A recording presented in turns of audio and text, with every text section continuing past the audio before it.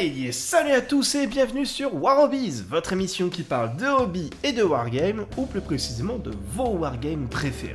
Et aujourd'hui, je m'attaque à un gros morceau Warhammer 40k.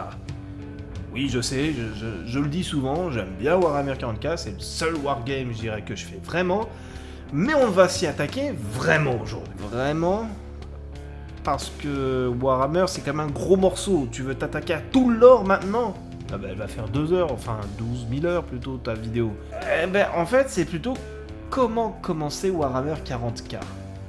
Parce que c'est une question qui m'a été posée il n'y a pas si longtemps que ça. Et plus précisément, par un pote. Je vous montre, vous allez vite comprendre. Ok, je veux commencer Warhammer 40k, j'ai pas beaucoup d'argent, en tout cas, je peux en mettre tous les mois un petit peu, mais globalement, je fais comment pour commencer Warhammer 40k? Qu'est-ce qu'il faut que je fasse? 2 réactions à cette demande formidable. Je vous montre. Oui, viens dans notre secte, achète plus de figurines. Oui, viens. Secte? Non, notre passion formidable, appréciée, généreuse. Une secte? Non, du tout. Du tout. Pas du deuxième réaction. C'était... Enfin, plutôt réponse à cette question. Tu veux commencer Warhammer? Alors, tu vas commencer par... Une intense réflexion plus tard, je lui ai sorti quelques arguments. Arguments qui, au fur et à mesure que je les énonçais et que je discutais avec ce pote, je me suis dit, tiens, ça pourrait faire un bon sujet de vidéo. Et je vous la fais... voilà, c'est cette vidéo, donc si vous avez compris, oui, c'est comment on commence Warhammer 40k en 2025. Parce que c'est pas une question si simple. Bah ouais, vous les anciens, entre guillemets, ceux qui sont là dans le hobby depuis un bon bout de temps, c'est pas une question qui se pose. Vous savez, dès qu'il y a une nouvelle édition, vous savez quoi acheter, vous connaissez vos trucs, vous avez vos figurines, tout ça, mais pour quelqu'un qui commence, c'est pas si simple que ça. Et j'avoue, j'ai eu beaucoup de mal au début. Je me suis dit vraiment, moi personnellement, quand j'ai commencé le hobby, il y a maintenant 1 an, comment je fais que je veux jouer à Warhammer 40k, mes petites figurines, tout ça, je fais quoi? Enfin, comment je m'y prends? Je vous donne mes conseils aujourd'hui. Et ils vont être au nombre de 4. En tout cas, 4 grandes parties. Dedans, il va y avoir des petits conseils intra, mais grossièrement, ça sera sur 4 points. Et vous les connaissez, ceux qui sont souvent sur la page, le homepage de Warhammer. C'est la collection, la peinture, le jeu, c'est quand même un jeu de base, et de quoi lire et regarder. Et vous allez voir en fait que tout ça c'est un peu connecté. Et autant rentrer dans le vif du sujet. Ouais, le premier point, la collection, est super important. Il y en a qui m'ont dit, regarde la méta, et si t'as envie de jouer la méta, vas-y, roule à fond, elle est super forte, tu rouleras sur tout le monde. Oui, mais non. Et là, désolé pour tous ceux qui aiment jouer méta et compétitif, je trouve que c'est la pire idée de commencer le wargame par cette méthode-là. C'est le pire truc qui, selon moi, on peut faire. Parce qu'il y a un désavantage avec la méta, c'est qu'elle change quasiment toutes les 2 semaines. Enfin, en fonction des nouveautés, des datasheets et tout ça. Mais globalement, c'est ça le problème. Elle change, donc ce qui est valable il y a 1 mois n'est plus valable dans 3. Donc t'as fait toute une armée, t'as acheté beaucoup, pour avoir 2000 points, faut y aller quand même, il y a des billets quand même, ça fait chier. Et pour moi, la seule et unique vraie façon de pouvoir commencer Warhammer, c'est de se faire kiffer. C'est très con, mais c'est de se faire kiffer. Et là, dans ce cas, pour moi, il y a vraiment 2 écoles. Soit vous ne connaissez rien du tout à Warhammer, et dans ce cas, vous vous dites j'ai envie de tester. Soit vous êtes quelqu'un qui a vaguement une idée de ce que c'est Warhammer, ou vous voulez recommencer Warhammer. Et là, dans ce cas, il y a plusieurs options. La première, si vous n'avez jamais fait de Wargame, c'est peut-être bien d'aller vers un type de produit que Games Workshop a fait, que je trouve formidable. Mais quand je dis formidable, c'est vraiment trop cool. C'est les boîtes de démarrage. il y a des livres, parfois il y a des décors, il y a des figurines variées, il y a 2 armées, bah c'est le meilleur moyen pour commencer. Et dans votre collection, ça sera toujours une bonne petite dose de nostalgie avec vos premières figurines que vous avez montées et peintes, etc. Et surtout, vous allez apprendre à jouer. Et je vais pas trop m'étaler parce que ça va reprendre sur les autres points, mais grossièrement, vous allez avoir une boîte qui est plutôt jolie, qui est quand même pratique et qui fonctionne super bien. Donc si vous êtes vraiment un débutant néophyte et vraiment, c'est peut-être des super atouts. Pour ce qui est de ceux qui ont déjà une idée ou qui ont déjà entendu parler du lore ou qui ont déjà regardé des trucs avec le lore, ben globalement vous vous dites tiens j'aimerais bien, je sais pas, faire des sœurs de bataille ou des Space Marines ou je sais pas, Death Guard, Emperor Children maintenant. Si vous voulez faire des taux, quelle idée de faire des taux, des Eldar, pourquoi pas. Bah, il y a un truc qui est super cool, c'est les combats de patrol.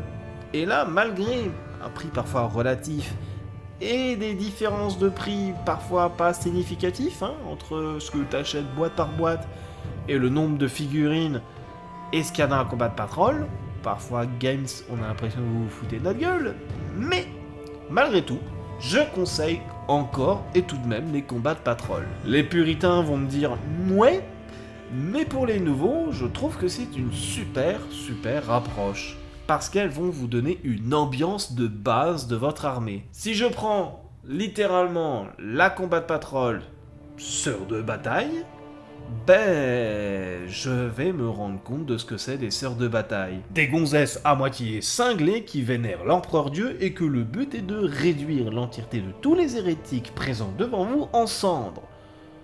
Ou morts. Enfin, c'est la même chose. C'est sœur de bataille. Et encore, si vous avez déjà une idée vague de ce que vous voulez et que vous voulez même peut-être parfois créer votre propre couvent, votre propre chapitre ou ruche tyrannide, ben les combats de patrol sont vraiment super cool. Parce que vous allez avoir des figurines variées, diverses, parfois même bien détaillées, même parfois il y a un champion ou un héros qui l'accompagne, et globalement, bah ça marche. Ce qui pour moi vient parfois relever le petit problème du prix.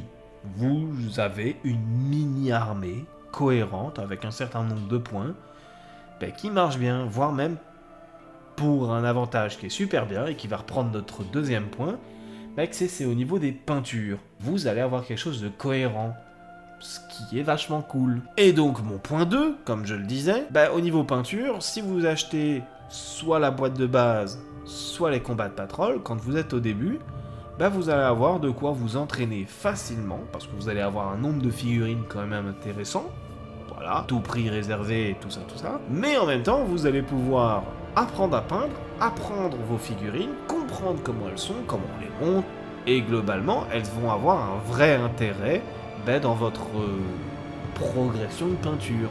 Les toutes petites créatures de base, vous allez apprendre à les peindre, puis vous allez passer peut-être à un véhicule ou d'autres choses, vous allez apprendre, et quand vous aurez peut-être fini votre combat de patrol, il vous restera qu'un champion ou un héros, et vous aurez peut-être déjà eu un petit niveau de peinture, ce qui fera en sorte de ne pas être dégueu du tout. Donc c'est une bonne marge de progression. Et en parlant de progression, troisième point, oui, troisième, c'est que vous allez avoir des livrets de jeu, ou en tout cas, vu que vous avez un début d'armée cohérente, que ça soit avec les boîtes de démarrage ou les combats de patrol, globalement, vous avez une progression dans le jeu. Ouais, si déjà vous avez la boîte de base, vous avez les livrets de base, vous avez les premières règles, vous allez apprendre à jouer, et globalement, vous allez commencer à jouer. Même avec une toute petite escadrille. Ça marche, vous allez apprendre.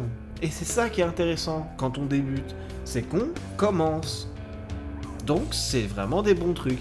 Et par ailleurs, les combats de patrol sont faits pour être globalement équilibrés. Ou en tout cas, vous pouvez faire plusieurs petites choses avec, qui sont franchement pas dégueu. Et c'est le début du jeu. Donc elles ont vraiment un vrai intérêt, pour moi, pour le début des nouveaux joueurs. Et forcément, vous êtes satisfait de votre premier combat de patrol ou de votre boîte de démarrage, vous avez envie de vous intéresser à une armée particulière, vous allez lire. ou regarder des trucs. Et c'est mon quatrième point, ça je rappelle. Lire et regarder des trucs, c'est ce que vous allez souvent faire. Ou vous avez commencé à le faire. Bah ouais, entre les tutos peinture, les tutos lore, les descriptions de lore, les conseils, en gros ce que vous êtes en train de regarder, globalement vous l'avez déjà fait soit un peu durant tout le long de votre commencement, et vous allez le faire après. Et c'est là où vous allez pouvoir expérimenter, tester, et vous dire que tiens, pour vous faire plaisir, vous allez commencer une nouvelle armée, ou peut-être que vous avez acheté une combat patrol et que vous dites en fait, je préfère peut-être jouer Astra Militarum que sœur de bataille, ou peut-être autre chose. Et vous allez vous éclater. Vous commencez à comprendre mon conseil de début, de pourquoi kiffer. C'est parce que ça entraînera tous ces trucs-là. Alors, je ne dis pas que vous ne kifferez pas en faisant du méta ou quoi. Mais pour moi, il y aura un aspect frustration qui va arriver beaucoup plus vite. Parce que quand vous allez commencer à peindre, si vous aimez vraiment cette armée que vous êtes en train de peindre, vous allez la peindre. Vous allez la monter, vous allez apprendre à jouer, et vous allez vous éclater. Par contre, en méta, vous voulez jouer tout de suite, maintenant. Vous voulez être fort tout de suite, maintenant. Si vous l'êtes plus dans 2 mois et que vous n'avez pas encore fini de monter votre boîte et votre peinture,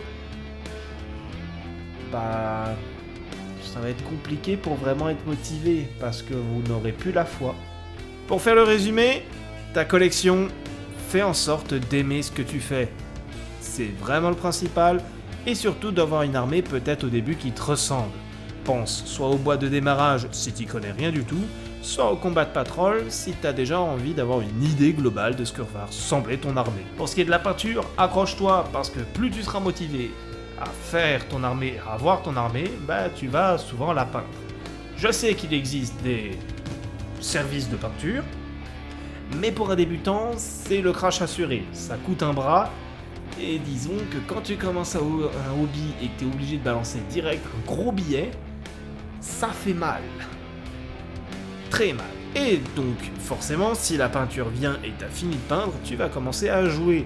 Commence par des petites escarmouches pour apprendre les bases du jeu. Super, t'as la boîte de démarrage. Lis les règles, trouve-toi un codex, et globalement, tu pourras probablement te faire de super bonnes parties. Et tu vas rentrer dans le vif du sujet. Et vu que t'es super motivé et que t'as envie d'aller plus loin, tu vas découvrir du lore, où tu vas vouloir découvrir d'autres armées, d'autres éléments, d'autres choses, et tu vas même aller voir des tutos, et voir peut-être tu monteras ta propre chaîne YouTube, tes streams et tout ça, et tu feras tes propres contenus. C'est littéralement ce que j'ai fait. Voilà, c'est pas sorcier. Et le hobby, il y a vraiment de quoi faire. Alors je sais, il y en a qui vont adorer l'aspect compétitif. Grand bien vous fasse, et je pense que c'est aussi un aspect intéressant. Parce que quand tu commences le hobby, tu vois ceux qui sont très forts, et tu vas peut-être vouloir t'en inspirer. Et là, dans ce cas, grand bien te fasse, si c'est une inspiration pour toi. Moi, c'est pas spécialement mon cas, mais je comprends largement les gens qui adorent l'aspect compétitif et vouloir être le plus fort. C'est vrai que c'est souvent gratifiant, même si je préfère un peu les travails de l'ombre. Bref, vous avez compris comment commencer Warhammer 40K avec cette petite vidéo qui, je l'espère, vous a plu. Vous connaissez la chanson, si mon travail vous a plu, likez, commentez, partagez, et n'oubliez pas de vous abonner. La petite cloche, tout ça, pour ne jamais rien louper. Et sur ce, je vous souhaite une excellente journée, matinée, soirée, nuit. Voilà.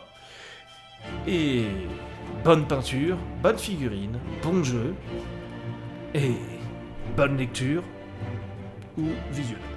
C'est comme vous voulez. Ciao!